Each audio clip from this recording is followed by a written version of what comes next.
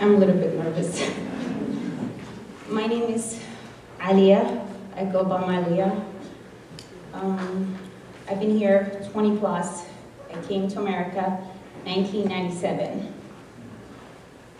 When the war happened in my country, in Somalia, that's called East Africa, I got separated from my family, my parents. So I came to see, my sister was in Kenya. It was a camp, and there was a lot of families there, and to come to America, we have to be in that camp. And there was no bathroom. We have to share the rest of the people. How can I say life was so difficult? A couple of years later, we end up coming to... Okay. After a couple of years being in that camp, we came to America in 1997. We went to, I think it was Memphis. It was very hard to come to a country that you don't understand the language, and you have to start all over again, thinking of it like starting life would be easier, but it was not easy. To learning the culture and everything, and missing my parents that they're back home, it was very hard. I started crying the first week. It was snowing, and I didn't know. I was like, why we have snow? And I started in first grade. I went to school. It was very hard. The only thing I knew how to say is hi. And I went home crying to my sister. I said, take me back. You know, I will eat one bread with my mom. It's fine. And then she was like, we'll be okay, everything will be okay. And then after a year, we moved to Columbus, Ohio. And then we have to be in a shelter. In order to get to a low-income house, you have to be in that shelter with all my family. My sister had one child, that was my nephew, and her husband and me. And we have to stay in that shelter and sleep different places when the night comes. And I started crying. I'm like, life is not easy. Then after 6-7 months, we finally find an apartment.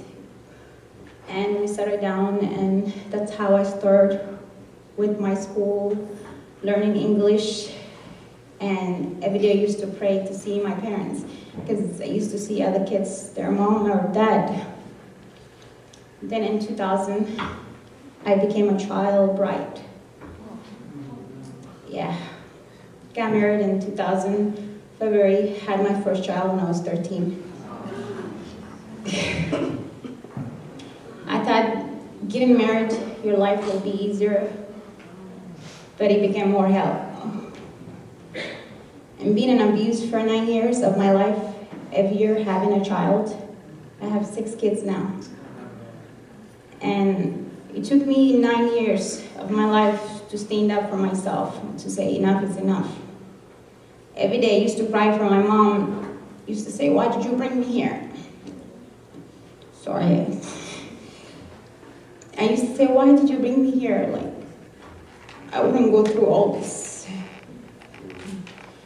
She used to say, there's nothing I can do. Life was not easy. But I know you as my daughter, you can figure out something. Finally, when I moved to, from Ohio to Arizona, then finally I settled down to San Diego in 2008. I had my first 5th child at that time. Nothing changed of my life. And my kids was taken away by CPS because of the domestic violence I was in. And that's the time I realized that I have to change something about my life. And being in this marriage or lose my kids forever. I stayed up. It took me 2 years to fight. I got my kids in 3 months. I got them back. Then I got a phone call of my nightmare. that my brother told me that your mom is very ill, that you're not able even to see her if you can even make it. And I got my passport and got a ticket right away and went back to my country in 2009. While I was telling and then I got my kids while I was leaving after 2 days. And I took my kids 3 different places to get a babysitter, to go back to my country. I went there, I didn't know that I was gonna see my mom in a week, that she was gonna pass away. I only spent time with her 5 days, and she died 6 days while I was laying next to her. And my dad passed away in 2008. Losing both of my parents, it was the hardest part that everything I thought I lost it. Then I came strong. I came back after 1 month, seeing my siblings back home. 4 of them are back home. The youngest doesn't have, but they all have kids. And I cannot bring them here. And I have to support them every month. And I'm a single mother. I've raised 6 kids. And they don't understand the living in America. I applied for them since 2005. I have never heard any application or anything called from them to bring them to America. But before my mom passed away, she told me to take a promise that you're gonna look after your siblings. It's just me and my sister in America. And nobody else is here. And I said, well, and I will take that promise to look after them, to see what I can do. And I came out with that promise. My life changed. Working 2 jobs, getting custody of my kids, fighting through it for a whole 2 years took me to settle down. Then I moved to Orange County in 2012. That's how I ended up meeting Tiyya. It was one of the best programs I ever see, every human being that can help a family that's in need. I got remarried that time in 2012, thinking that my past will leave and I will have a partner that will help me. But my dream didn't come true. I got pregnant with my 6th child. The marriage lasted 4 years. And it just came out something else. And that's the time I asked myself, you have to build your life all over again. Because my life was perfect. I was left with everything. I didn't know I was married to a fraud. I got the car towing. The car was stolen. Everything, the bills, everything came back. I was in a depression, crying, and I didn't know how to ask to help. But whenever I need something, Tiyya were there for me. If I needed a diaper, if I needed a house supply, if I needed my bill to be helped, they were there. And to talk to, her name is Maimuna. She's my friend now. Is the best person to talk to. And she will refer me to any program, anything I needed, they were there. And I was so proud of them that they're there to help a family as me.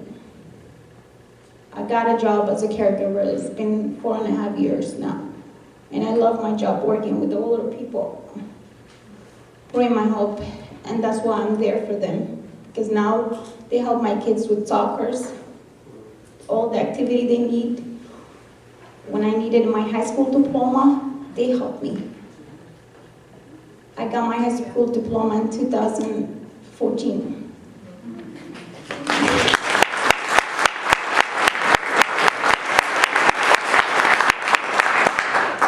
And I'm planning to go back to school for college, for nursing.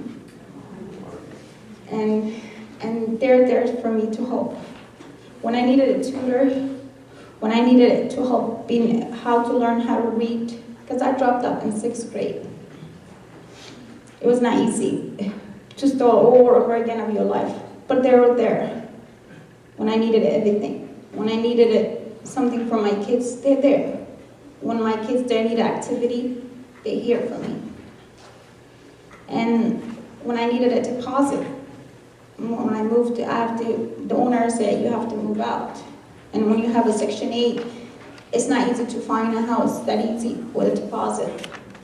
And I called, and they referred me to this organization, and they did help me with my deposit. And I love working with them.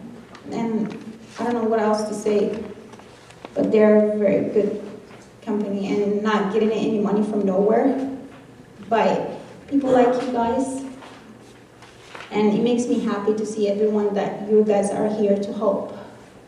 And that's one thing I love about America, with good people like you guys.